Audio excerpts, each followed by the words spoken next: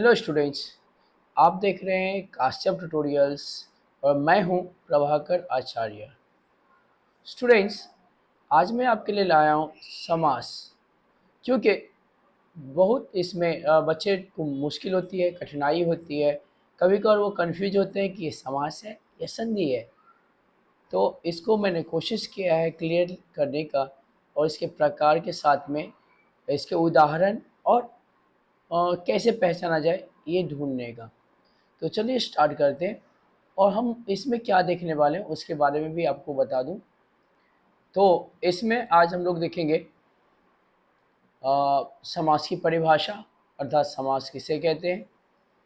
Second, समास के प्रकार। महत्वपूर्ण समास वर्णन एवं उदाहरण सहित, जो कि सीबीएसई में आने वाले हैं। ये एसएससी बोर्ड के लिए भी हेल्पफुल है, ये सीबीएसई के लिए भी है, और ये आईसीएसई के लिए भी है। सिर्फ फ़र्क इतना है कि एसएससी में उनके माध्यम कभी इंग्लिश होता है, कभी मराठी होता है, और कभी उनका इंग्लिश मीडियम होता है। इंग्लिश, मराठी और हिंदी, ये तीन माध्यम में उनको लिखना होता है। अब ये डिपेंड करता है वो कौन से मीडियम में पढ़ रहे हैं। लेकिन समास पहचानने का, समास के प्रकार वही है जो चाहे सीबीएसई है, आईसीएसई है या एसएससी बोर्ड है। तो चलिए शुरू करते हैं। सबसे पहले मैं आपको समझा दूं कि संधि और समास में क्या फ़र्क है। तो आप उदाहरण देख सकते हैं यहाँ पे, सूर्यस्य उदयः।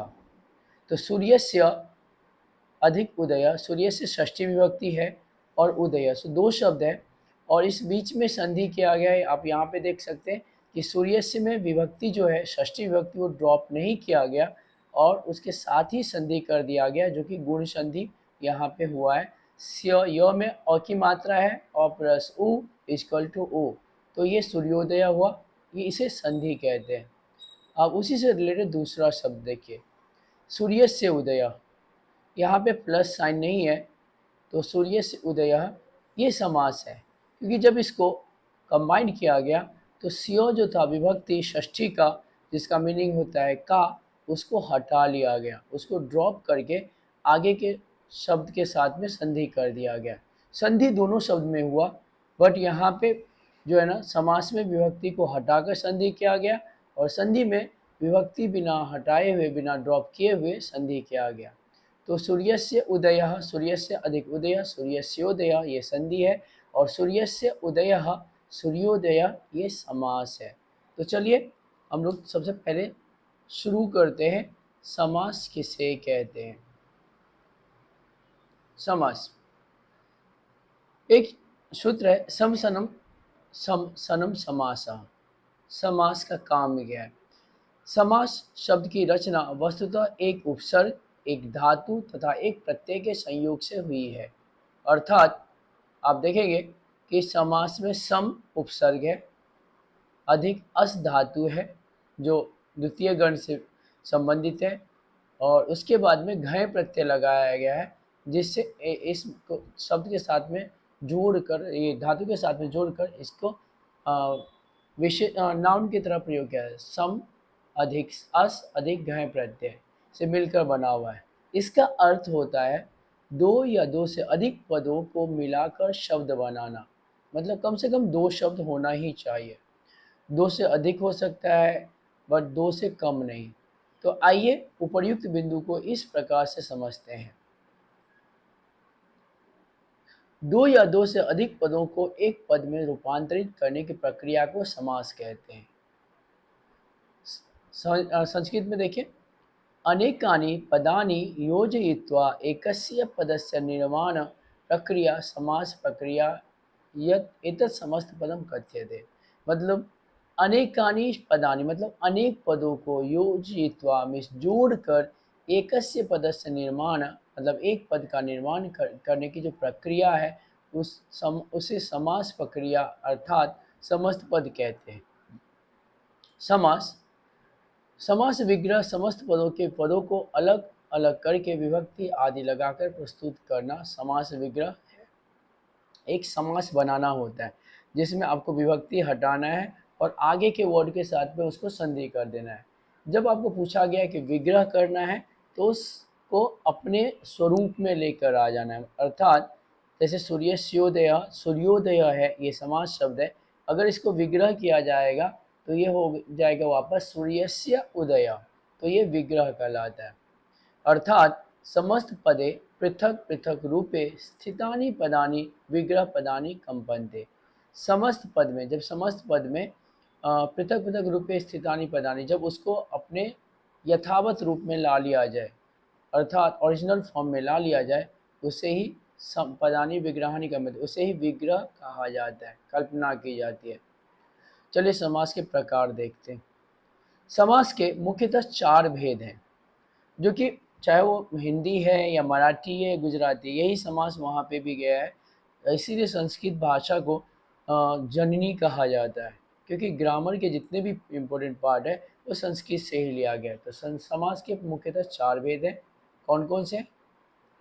तो देखिए, मैं इस चार्ट के थ्रू आपको बताने की कोशिश किया हूँ। समास पहला है अव्ययी भाव समास, तत्पुरुष समास, बहुव्रीहि समास, द्वंद्व समास।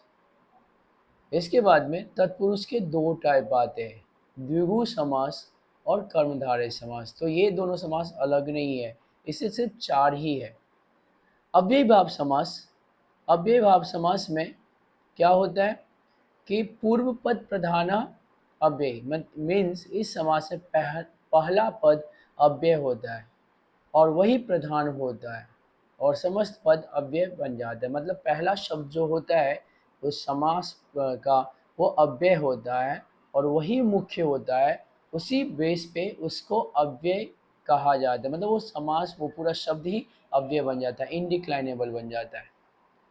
तो चलिए एग्जाम्पल देखते हैं, हम उदाहरण देखते हैं। यथा निर्मक्षिकम, तो निर्मक्षिकम मक्षिका नाम अभाव। तो निर्मक्षिकम में जो निर शब्द है वो क्या है? अव्यय है। और मक्षिका ये जो है नाउन है, संज्ञा है, तो निर के वजह से पूरा समास ही ये अव्यय बन गया, क्योंकि मक्षिका स्त्रीलिंग शब्द है, इसके बावजूद भी आप देख सकते हैं निर्मक्षिकम। तो निर का मीनिंग होता है अभाव, मक्षिका नाम अभाव इति निर्मक्षिकम। आगे यथा, प्रथम पद निर है, यहाँ प्रथम पद निर है, मतलब पहला शब्द निर है और द्वितीय पद मक्षिकम है। यहाँ मक्षिका की प्रधानता न होकर मक्षिका का अभाव प्रधान है। मतलब मक्षिका का होना नहीं यहाँ पे महत्वपूर्ण है, बल्कि उसका अभाव न होना यहाँ पे महत्वपूर्ण है, जिसको निर शब्द से, निर उपसर्ग से दिखाया गया है, इसीलिए इसे कहते हैं अव्ययी भाव समास। अतः यहाँ अव्ययी भाव समास है।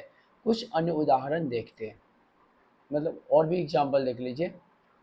उपग्रामम, उपग्रामम, उप यहाँ पे उपसर्ग है, अव्यय है, तो यहाँ पे इसको विग्रह करेंगे तो क्या आएगा? ग्रामस्य समीपे। अगर उप शब्द आया तो उसको रिप्लेस कर दिया गया, परिवर्तित कर दिया गया समीपे। उस उप का मीनिंग होता है समीप, तो इसमें षष्ठी विभक्ति आ गया, ग्रामस्य समीपे, तो उपग्रामम, समीपता की प्रधानता है यहाँ पे। दूसरा शब्द है निर्जनम, जो कि निर आपने देखा है, निर्मक्षिकम, तो निर्जनम। तो निर पहला शब्द है जो कि अव्यय है, और जन मीन्स जनानाम अभाव, तो जनानाम अभाव निर्जनम, तो अभाव की प्रधानता, मतलब लोग वहाँ पे नहीं है। तो आप देख सकते हैं इसको कैसे बनाया गया, जन को जन्म कर गया, निर्जनम, तो नपुंसकलिंग शब्द बन गया। एक और इम्पोर्टेंट बात है, अव्ययी भाव समास हमेशा नपुंसक लिंग में ही होता है, और वो भी एक वचन में। आप जितने भी एग्जाम्पल देखोगे उसमें आप ध्यान दोगे तो आपको समझ में आएगा कि नपुंसक लिंग एक वचन है। जैसे अभी तक हम लोगों ने 3 शब्द देखा, निर्मक्षिकम नपुंसक लिंग एक वचन जैसे वनम की तरह, उपग्रामम नपुंसक लिंग एक वचन, निर्जनम नपुंसक लिंग एक वचन। अगर आपको थोड़ा भी ज्ञान है शब्द रूप का तो आप इसको आसानी से पहचान सकते हो। अब आगे देखो आप, अनुरथम, अनु यहाँ पे अव्यय है और रथ नाउन शब्द है, तो रथस्य पश्चात, अनु का मीनिंग होगा पश्चात, तो रथस्य पश्चात, तो इसमें पश्चात की प्रधानता, मतलब बाद की प्रधानता है। तो उप, निर और अनु, जब भी ये उपसर्ग आएगा तो नाउन जो है, संज्ञा है, वो षष्ठी विभक्ति में होनी चाहिए। जैसे यहाँ पे ग्रामस्य, जनानाम और रथस्य, आप से देख सकते हैं कि षष्ठी में। उप आएगा तो समीप से उसको रिप्लेस करना है, निर आया तो अभाव से उसको रिप्लेस करना है विग्रह करते समय में, और अनु आया तो पश्चात से उसको रिप्लेस करना है। लेकिन जो नाम है, जो सेकेंड वर्ड इसमें दिखाया गया, उसको स्टार्टिंग में लेके आना है। आगे देखिए, प्रतिगृहम। सो प्रतिगृहम, सो गृहम, गृहम प्रति। तो यहाँ पे प्रति आया, प्रत्येक की प्रधानता है, तो ये अव्ययभाव समास हो गया। या इसको दो तरह से भी आपको मैं दिखाता हूँ। एक मैं जस्ट लिख लेता हूँ, फिर आपको बताता हूँ कि प्रति आया तो क्या करना है। तो देखिए यहाँ पे मैंने दो शब्द ऐड किया है। एक तो है पूर्व पद प्रधान अव्ययभाव समास, मतलब पूर्व पद प्रधान होगा तो अव्ययभाव समास। दूसरा यहाँ पे कुछ करेक्शन था, क्योंकि जब प्रति शब्द प्रयोग होता है, प्रति अव्यय प्रयोग होता है, तो आप दोनों विभक्ति में यूज कर सकते हो, द्वितीया में और सप्तमी में। तो गृहम, गृहम, इस गृहे, गृहे यदि प्रत्येक की प्रधानता है, प्रत्येक की मतलब हर एक शब्द की प्रधानता है। नेक्स्ट शब्द है यथाशक्ति।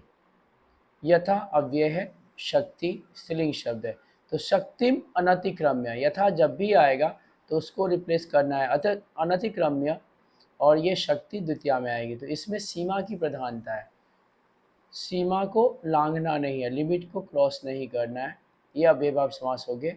और सचक्रम, चक्रेन सहितम, तो स का मीनिंग होता है सहितम, और जब भी नाउन आएगा, जो नाउन होता है दूसरा शब्द, वो द्वितीय तृतीय विभक्ति में आ जाएगी। और यहाँ पे प्रधानता है सहित की प्रधानता, मतलब साथ की प्रधानता है। तो अव्ययभाव समास ये उदाहरण हो गए। चलिए अब इसको हम डिटेल में जानते हैं। अव्ययभाव समास का प्रयोग विभिन्न अर्थों में होता है, उनमें से प्रमुख निम्नलिखित है। अव्ययभाव का समास का जो प्रयोग होता है तो विभिन्न अर्थों में होता है, उनमें से प्रमुख जो दिया गया है यहाँ पे आप देख सकते हैं। क, समीप के अर्थ में उप अव्यय युक्त समस्त पद, मतलब आपको बताना है समीप था तो वहाँ पे जो अव्यय होगा वो उप अव्यय का प्रयोग करना है। आप यहाँ पे देख सकते हैं उपनगरम, तो उप शुरू में आ जाता है, नाउन से पहले उप ऐड होता है, और समस्त पद जो है वो नपुंसकलिंग में हो गया।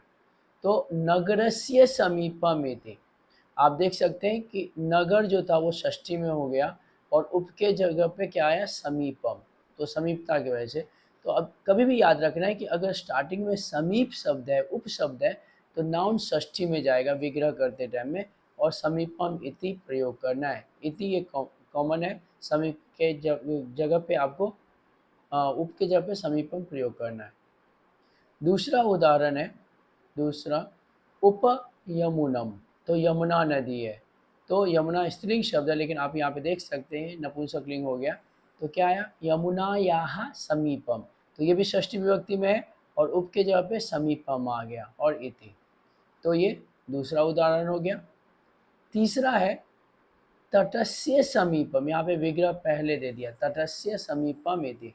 तो तटस्य नाउन है जो कि षष्ठी में है, षष्ठी विभक्ति में, और समीपम यहाँ पे है इति, तो उपतटम। तो आपको विग्रह करने के लिए आ सकता है, या समास आपको बनाने के लिए आएगा, तो आप देख सकते हैं उपतटम। तो आपने क्या समझा इससे, कि जब भी उप शब्द रहेगा तो अगर विग्रह करने के लिए आया तो नाम जो रहेगा, जो सेकेंड वर्ड रहेगा उसमें, उसको षष्ठी में लेके जाइए, और उप के जगह पे समीपम और एक्स्ट्रा इति ऐड करना है।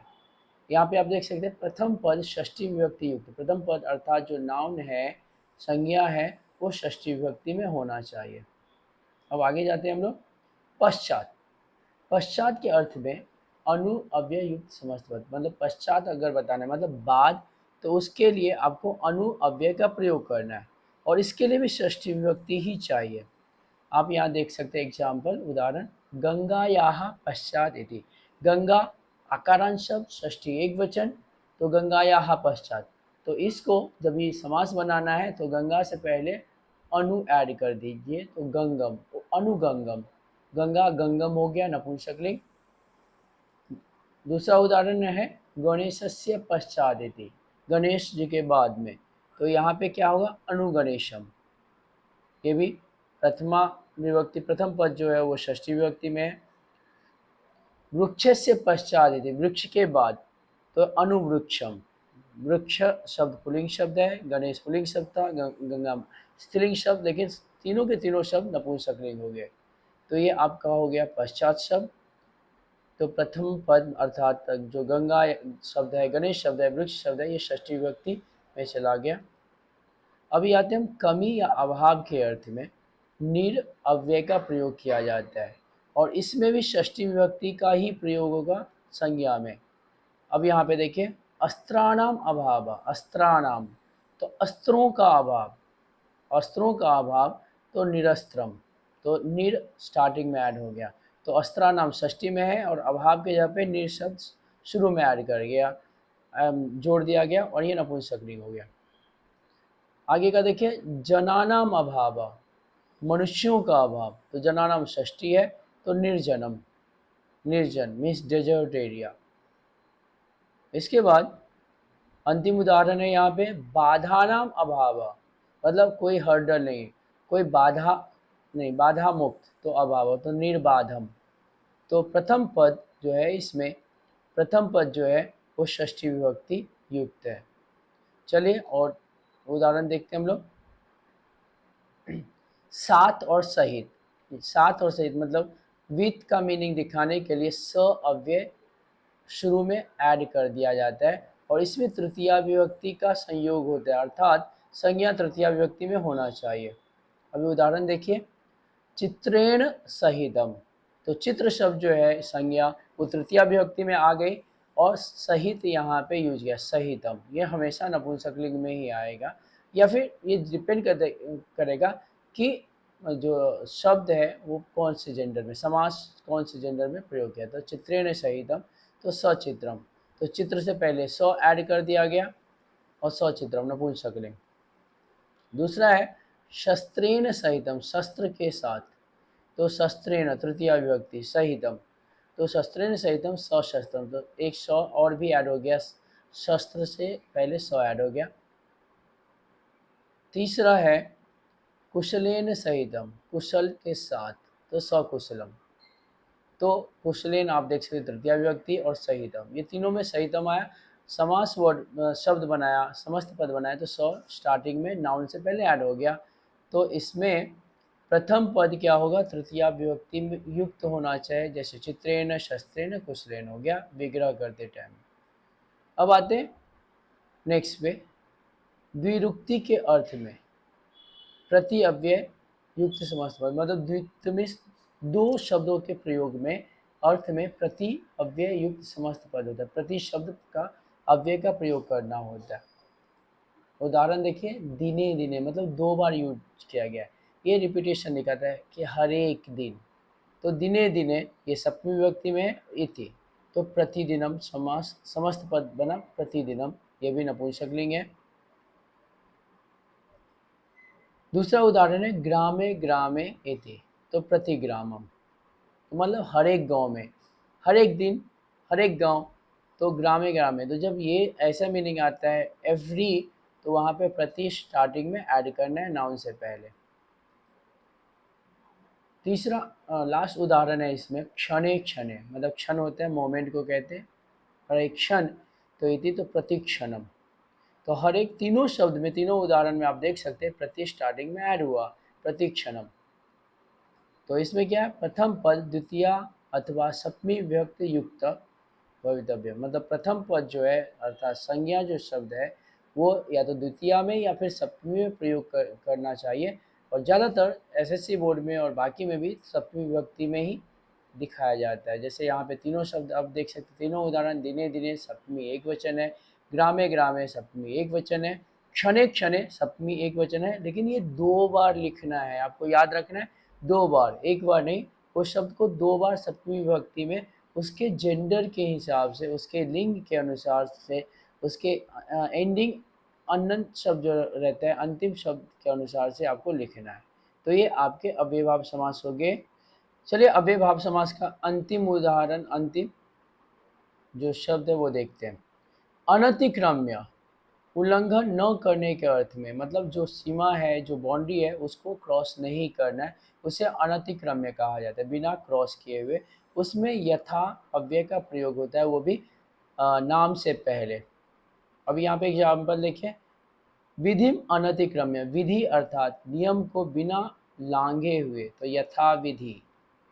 तो विधि नपुंसकलिंग है, ये आप इस शब्द से भ्रमित मत होइए, डोंट गेट कंफ्यूज कि ये स्त्रीलिंग शब्द है, क्योंकि आपको अगर वारी शब्द याद है तो वो नपुंसकलिंग होता है, तो इसी तरह से इसको नपुंसकलिंग बनाया। दूसरा उदाहरण है स्थानम अनतिक्रम्य, स्थान को बिना लांघे हुए, बिना छोड़े हुए, तो यथा स्थान, अपने जगह पे। तो स्थान से पहले यथा ऐड कर दिया गया, विधि से पहले यथा ऐड कर दिया गया, तो यथा स्थानम। तीसरा उदाहरण है पूर्वम अनतिक्रम्य, पहले को बिना तोड़े हुए, बिना क्रॉस किए हुए, यथा पूर्वम, जैसे पहले था वैसे, तो यथा यहाँ पे भी ऐड हो गया नपुंसकलिंग में। और अंतिम उदाहरण है रुचिम अनतिक्रम्य, रुचि को बिना लांघे हुए, बिना छोड़े हुए, तो यथा रुचि, रुचि के अनुसार। तो ये चार एग्जाम्पल आपने देखा, इसके उदाहरण देखा अनतिक्रम्य अर्थात यथा के लिए। तो इसमें क्या बता रहा है कि प्रथम पद अर्थात जो नाउन है वो द्वितीया विभक्ति में होना चाहिए, जैसे विधिम, स्थानम, पूर्वम, रुचिरम, ये सारे फॉर्म, सारे रूप जो है द्वितीया विभक्ति में है। और हर एक शब्द के बाद में आप देख सकते हैं यथा के जगह पे, स्थान पे अनतिक्रम्य, अनतिक्रम्य, अनतिक्रम्य ये प्रयोग किया गया है। और जब समस्त पद बना तो यथा ऐड कर दिया गया शुरू में, यथा विधि, यथा स्थानम, यथा पूर्वम, यथा रुचि। तो मुझे आशा है कि आपने अव्ययभाव समास को समझा, और ये आपको समास बनाने में, विग्रह करने में आपको मदद करेगा, आपको आसानी हो जाएगी। चाहे वो सीबीएसई बोर्ड है या एसएससी बोर्ड है या कोई आईसीएसई बोर्ड है, वो तीनों के लिए हेल्पफुल है। तो इसको आप प्रयोग में लाइए, इसे प्रैक्टिस कीजिए, और अगर आपको कुछ डाउट है आप पूछिए मुझसे, और अपने दोस्तों से भी शेयर कीजिए, क्योंकि ज्ञान कहा जाता है, आप जितना बांटोगे ज्ञान, आपको आपके ज्ञान उतना बढ़ेगा, आपके ज्ञान में वृद्धि उतनी होगी। जितना पढ़ाने के प्रयोग करोगे, अगर आपको आता है तो आपको दूसरे को भी समझाना चाहिए। तो यही ज्ञान का जो है ना, ज्ञान के कहेंगे तो यही लक्षण है, बढ़ने के यही लक्षण है। तो मुझे आशा है आपने इस चीज़ को समझा। आपने अगर आपने अभी तक सब्सक्राइब नहीं किया है तो प्लीज़ इस चैनल को सब्सक्राइब कीजिए, अपने दोस्तों के साथ शेयर कीजिए, उनको भी बोलिए सब्सक्राइब करने के लिए, ताकि मैं हर एक ग्रामर पार्ट पे, सीबीएसई में जो भी इम्पोर्टेंट पार्ट है, चाहे वो चित्र वर्णन है या फिर निबंध लेखन है, पत्र लेखन है, वो सारे टॉपिक्स मैं आपको दूँ। साथ ही साथ मैं आपको क्वेश्चन पेपर भी समझाते हुए, एक्सप्लेन करते हुए मैं आपको बता सकूँ। आज थोड़ी मेरे गले में प्रॉब्लम है, उसकी वजह से हो सकता है आप सही से सुन नहीं पाए हों, लेकिन सुनने के लिए वापस एक बार मैं आपको धन्यवाद देता हूँ। और आपने बहुत मोटिवेट किया, और इस तरह से मेरे सब्सक्राइबर भी बढ़ रहे हैं, और मुझे वो मोटिवेशन मिल रहा है, और मैं कोशिश कर रहा हूँ ज़्यादा से ज़्यादा वीडियो बनाने का। तो thank you once again, thank you for watching this video.